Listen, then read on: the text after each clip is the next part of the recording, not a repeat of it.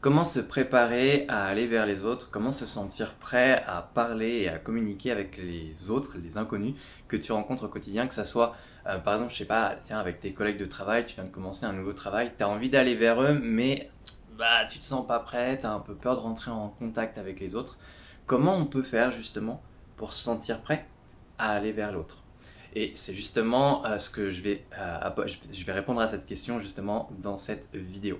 On va voir 6 points importants pour bien se préparer avant d'aller vers les autres et pour se sentir vraiment à l'aise et pour pouvoir commencer à échanger, à parler et à discuter avec les autres.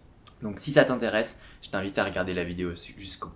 Alors avant de commencer, pense aussi à regarder en description de la vidéo. Je propose différents guides justement pour apprendre à prendre confiance en soi à travers le regard des autres, prendre aussi confiance en soi au contact des autres au quotidien. Donc je t'invite à aller voir aussi.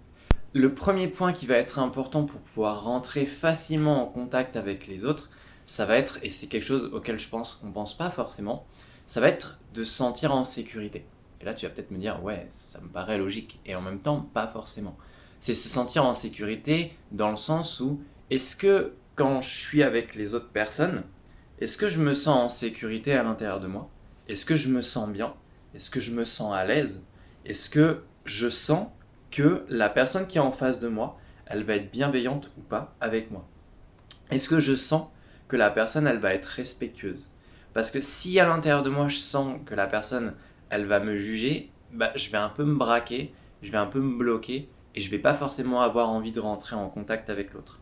Et ça, c'est pas forcément un truc auquel on pense forcément, mais un des premiers points, ça va être se sentir en sécurité. Et on peut aussi se poser plein de questions, comme par exemple, de quoi j'ai besoin pour me sentir en sécurité avec les autres? Est-ce que j'ai besoin de me sentir écouté? Est-ce que j'ai besoin de sentir que la personne, elle va être respectueuse aussi? Et qu'est-ce que j'ai besoin de voir, d'entendre ou de ressentir pour pouvoir me sentir en sécurité justement? Le deuxième point, ça va être est-ce que je me sens disponible? C'est-à-dire dans le sens, pas forcément est-ce que je me sens disponible en termes de temps ou d'énergie, parce que c'est vrai que si en fait je suis au contact, je suis amené à entrer en contact avec d'autres personnes, que ce soit par exemple dans le monde, je sais pas, avec mes collègues de travail ou avec d'autres étudiants, si par exemple je suis occupé, j'ai besoin de travailler, j'ai des tâches à faire dans mon coin, je vais avoir un peu de mal en fait à rentrer en contact avec eux parce que je me sentirai pas forcément disponible. Mais c'est se sentir disponible d'un point de vue, se sentir en fait disponible mentalement, mais aussi émotionnellement. Et je vais t'expliquer un peu plus en détail ce que ça veut dire de mon point de vue. Par exemple, se sentir disponible émotionnellement, si par exemple je sors d'une rupture amoureuse et que quelque part j'ai pas réussi encore à tourner la page et que bah, quelque part j'ai pas encore fait le deuil de cette expérience là, je vais peut-être pas me sentir disponible pour faire de nouvelles rencontres. Du moins pas tout de suite. Je vais peut-être avoir besoin d'un peu de temps avant de me sentir disponible de nouveau. C'est de cette façon-là que j'entends de se sentir disponible émotionnellement. Moi, je sais que personnellement, si je suis dans une période où je me sens pas très bien, je peux avoir des réactions qui sont assez fortes vis-à-vis des autres et je peux avoir parfois des comment dire, euh, je peux avoir parfois en fait des comportements qui vont être parfois un peu malveillants malgré moi par rapport à ce que je vis à l'intérieur de moi à ce moment-là. Et du coup, c'est une période où je ne vais pas forcément me sentir disponible par peur de blesser les autres ou bah, parfois d'avoir des comportements qui sont peut-être pas forcément très bien pour les autres. Et du coup, parfois, je leur dis, bah écoute, là en ce moment, je me sens pas disponible pour échanger avec toi. Je préfère attendre un petit peu avant de pouvoir échanger de nouveau avec toi. Donc ça, c'est déjà aussi donc le deuxième point hyper important, c'est est-ce que je me sens disponible, pas seulement en termes de temps ou d'énergie, mais est-ce que je me sens disponible en termes bah, au niveau émotionnel et aussi au niveau mental. Est-ce que je me sens disponible? Si par exemple, en effet, je suis en train de travailler sur des projets perso et que bah, à l'intérieur, ça sature pas mal, je vais peut-être pas forcément avoir la disponibilité pour aller boire un verre avec des amis, par exemple. Donc, est-ce que je me sens disponible pour aller vers les autres?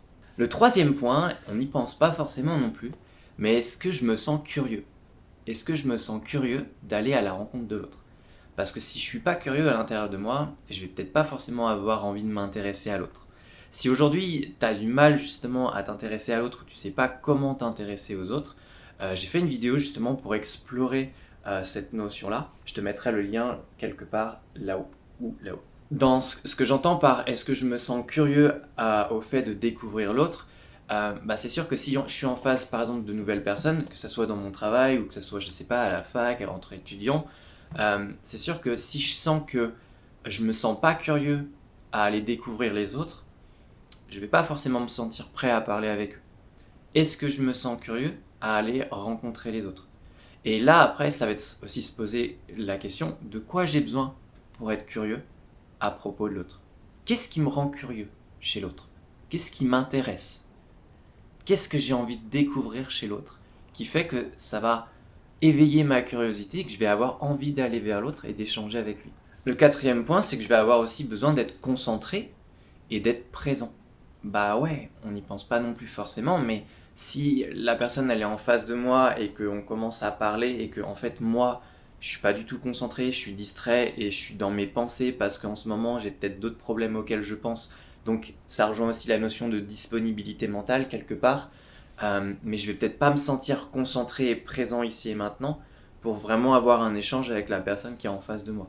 Donc je vais aussi avoir quelque part besoin je vais aussi avoir besoin de me sentir concentré et présent avec la personne qui est en face de moi.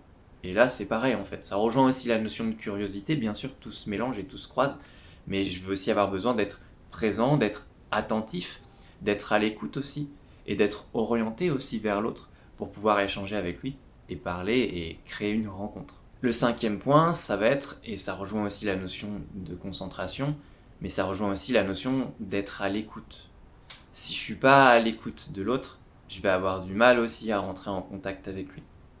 Et je sais que beaucoup de personnes à ce moment-là vont me dire oui, mais moi-même je me sens pas écouté. Posez-vous la question à l'inverse, c'est est-ce que vous écoutez aussi l'autre personne qui est en face de vous? Et en fait, parfois, la façon dont on réagit avec les autres reflète aussi la façon dont on a l'impression que eux ils réagissent avec nous. C'est-à-dire que si moi-même je prends pas réellement le temps d'écouter l'autre, forcément il va peut-être pas non plus lui aussi m'écouter.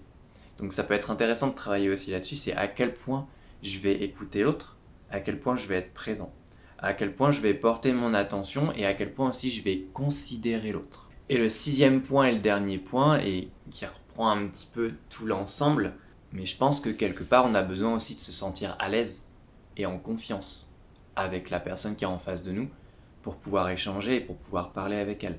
Que ça soit un rendez-vous intime, que ça soit avec d'autres collègues de travail parce qu'on commence un nouveau job, que ça soit avec d'autres étudiants dans notre groupe de TP par exemple, c'est est-ce que je me sens à l'aise en fait pour pouvoir échanger avec eux?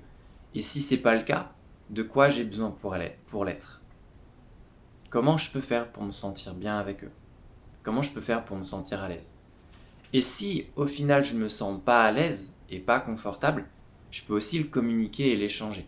Moi c'est ce que j'appelle de la métacommunication. Alors j'avais déjà fait plusieurs vidéos sur le sujet, donc je t'invite aussi à aller voir justement ces différentes vidéos.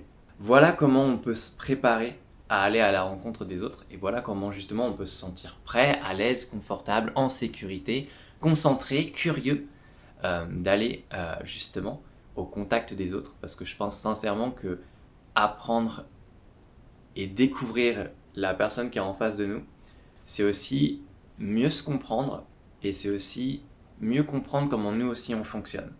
Donc forcément, je t'invite fortement à le faire. Voilà, en attendant, j'espère que la vidéo t'a plu, j'espère que ça t'a parlé. J'espère aussi que ça t'a apporté des informations pertinentes sur justement comment aller à la rencontre de l'autre. Je t'invite à mettre un commentaire si ça t'a parlé, je t'invite aussi à t'abonner à la chaîne si ce n'est pas déjà fait. Et en attendant, je te souhaite une agréable journée et on se dit à la prochaine.